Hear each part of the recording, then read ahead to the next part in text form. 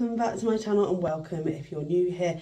My name is Leah, and today I am doing the end of year book tag. I've seen this going around and I've really enjoyed it. I saw it on Meg with Books, What Victoria Read, Alice in the Giant Bookshelf, and honestly I love it. It's a really good idea.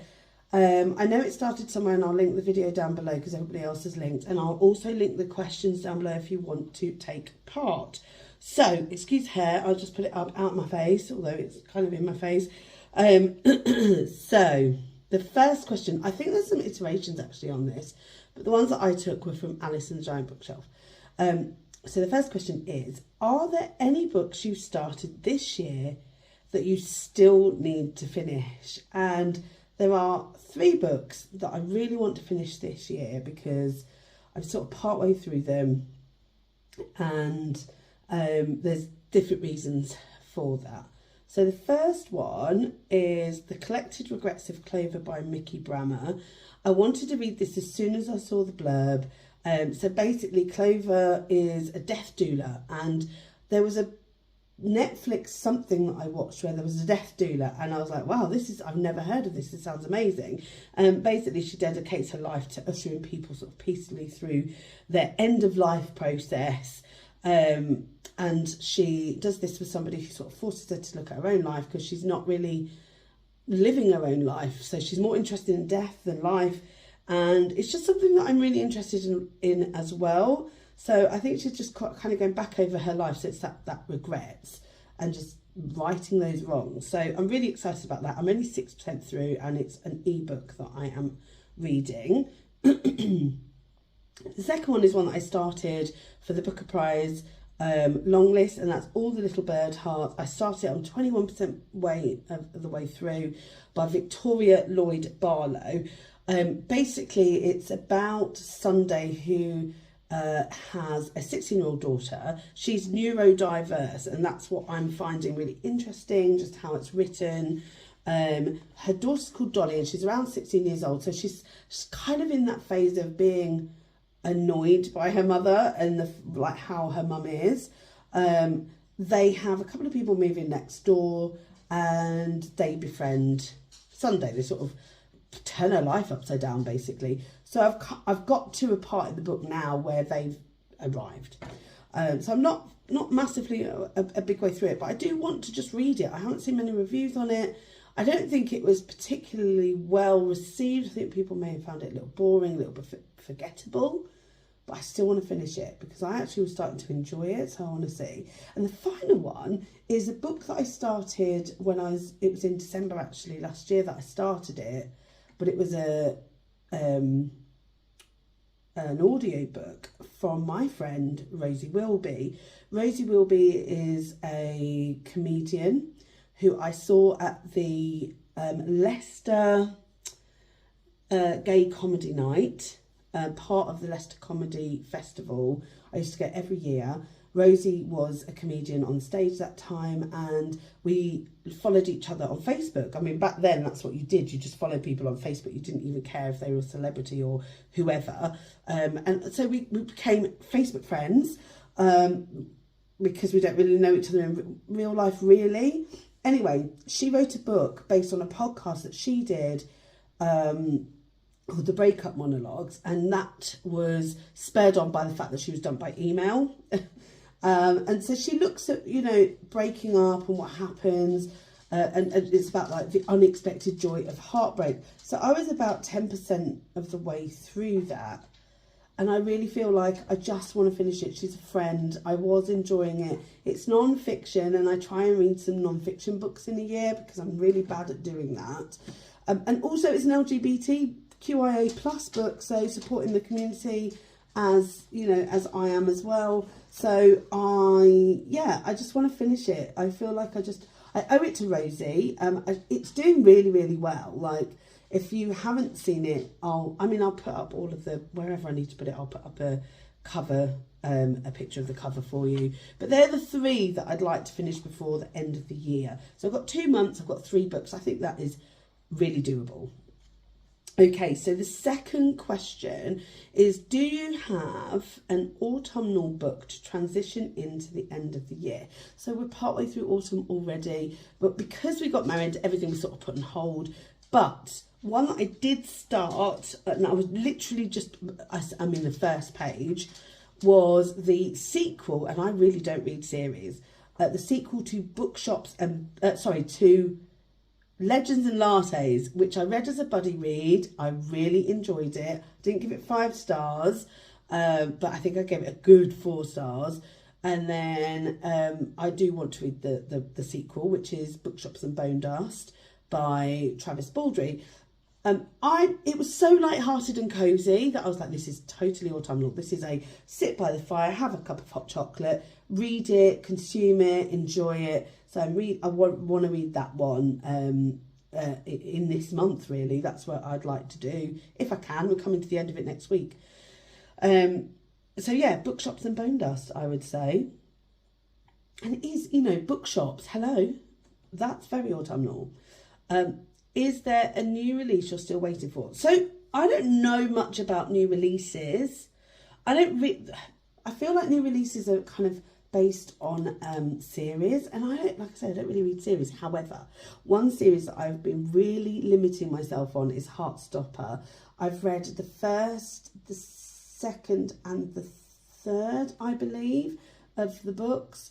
So I need to read 4, and I'm waiting for 5 to be released so I can read that. And I am excited about that because I think it's the final one, am I right? So I would like to read, I'm waiting for Heartstopper book 5 to come out. So Alice Osman, I'm looking forward to it. You're never going to see this, so I don't know why I've just addressed you. But anyway, Heartstopper book 5. So question number 4 is, what are 3 books you want to read before the end of the year? So there are 3. The first one I'm currently listening to on audiobook. As soon as it came out, I downloaded it. There was no way I wasn't going to read it. And that's Richard Osman's The Last Devil to Die. Big fan. Like, I love the other 3. I'm really excited about this one. I've listened to all of them on audiobook. I haven't read any of them physically myself. So I just had to do the same with this one. And I've already cried twice. So I'm loving it. But I do want to finish it before the end of the year. Heartstopper, Volume 5, absolutely would like to ensure that I finish that this year. My first real series, I guess, apart from the one that I've just mentioned. And then the other one is this book. I bought this recently in a haul. This is The Story of a Murderer, Perfume by Patrick Suskind, I don't know how to say his surname, apologies. But I loved the film about 15 years ago, and I'm like, oh, I actually want to read it because it's kind of creepy, and it's a little bit like Cursed Bread. I was comparing Cursed Bread by Sophie McIntosh to this film. I was like, it's a book, I need to read it. So I'm just going to read you the blurb if you don't know anything about it, and it's definitely the right season. In 18th century France, there lived a man who was one of the most gifted and abominable personages in an era that knew no lack of gifted and abominable personages. Jean-Baptiste Grenouille, born in a Parisian slum and abandoned on the streets, discovers he has an extraordinary, near superhuman sense of smell. She says, sniffing. I don't. As he sniffs his way across France, this gift is exploited by Grenouille to make the world's most marvellous perfumes. Yet, in seeking perfection in his experiments, he realises that a vital ingredient is missing for the perfect scent: innocence. And in order to get the ingredients he needs, he must capture it, whatever the price. And I mean, this is a Penguin's Essential Edition. It's just a little book. It's quite small writing, but there's 265 pages, 3 pages. Shouldn't be too difficult to read, hopefully, but I'm very excited. It was such an epic film, and I'm really excited by that one. So that is the final one. So is there a book you think could still shock you and become your favourite book of the year? So I was looking at my favourite books of the year, and there isn't that many 5 stars. So I've read 42 books this year so far. I'm hoping to read 50 by the end of the year, which I definitely will do. And like, there's none that are, they're 5 star, but would I say they're my favourite book of the year? I don't know. So there's absolutely still time for something to shock me and give me a favourite book of the year. So yes. And then finally, have you already started making reading plans for next year? So this is very exciting. So watching Lauren in the book, she used this reading challenge and I was like, yes, I want to do that. So this is going to feature in my reading next year. It's going to help me. That's 25 books, unique challenges. Well, actually, it might not be 25 books, just challenges, because maybe one will cover them all, but who knows. But also, I also journal as well as read, and I love to have plans and journals and stuff like that. So I have a reading journal that I've set up for 2024. This is the cover is a Hobonichi cover. If you've not heard of them, it's amazing. But the inside is a planner called a Wonderland 222 planner, and I sell these in my stationery shop. And I'll put the details below about that because I never include it in these videos and I probably should. So I have an A6, just a little A6 planner, and it's the paper that it uses is called Tomoe River paper. It's beautiful paper, really good if you like fountain pens. So I've started to plan things in here. So this is really functional. I don't use it, I usually use stickers and stuff, but this is functional only. So this is my booktube subscribe account. In the annual bit, I've got my video planner, so that's going to help me to plan not only what I read, but also everything that I video. And then as we get in, I've got my trackers, so some goals, the things that I want to do every day. So things like read 50 pages, minimum, update Goodreads, update Storygraph, update book journal. So I've got stuff that I want to update in there. And then it goes into the months. And I did this before. So what I have is a little key. And then I add in what it is that I'm reading on that specific day or listening to, or whatever it is, I add it into the day in the month. So I've got a key, and then I've got like a started, currently, and finished, which is F. And then I've got my little key of things. So I've got the headphones for audiobook. I've got a kind of physical book there, ebook, and then I've got started, current, and finished.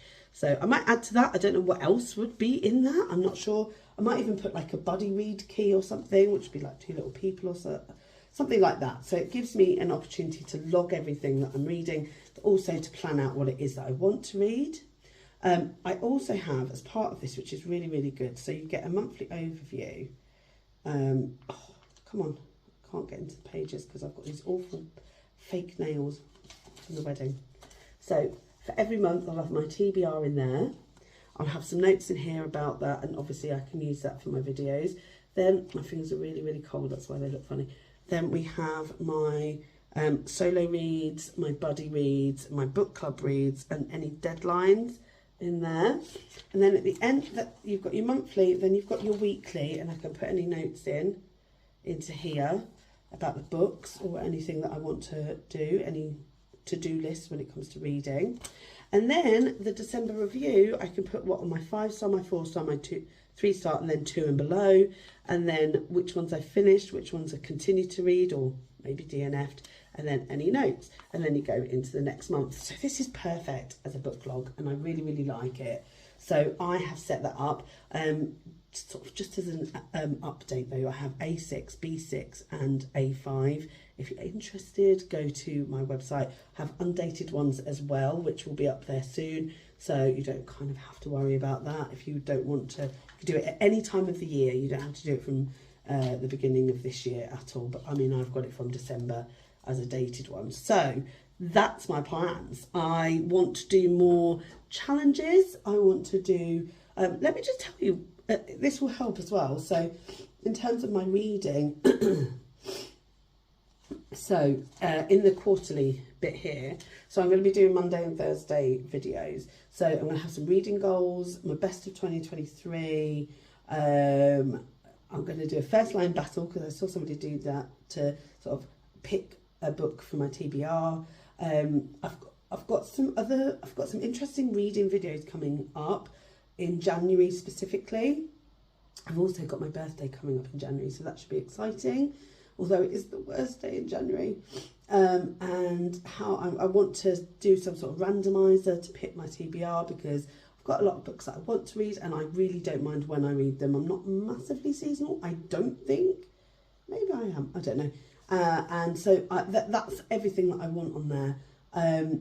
I have got stuff that so I have got a lot of books that I want to read, but I do tend to get a lot of books from NetGalley, so I'm going to continue doing that and reviewing for there, because I do find that it just spurs me on to read more, having that option. So that is my plans, my reading plans for next year, and that's everything. So thank you so much for joining me. If you haven't done this tag, please do this tag. I love seeing the videos. I think this is a really nice tag. Go and check out the original creator, because I think she's also done the video again. Give it a thumbs up if you've enjoyed this video. Comment down below if you wish. Subscribe if you haven't already, because that would really make my day. I hope you're all having a good day, and I'll see you in the next one. Bye.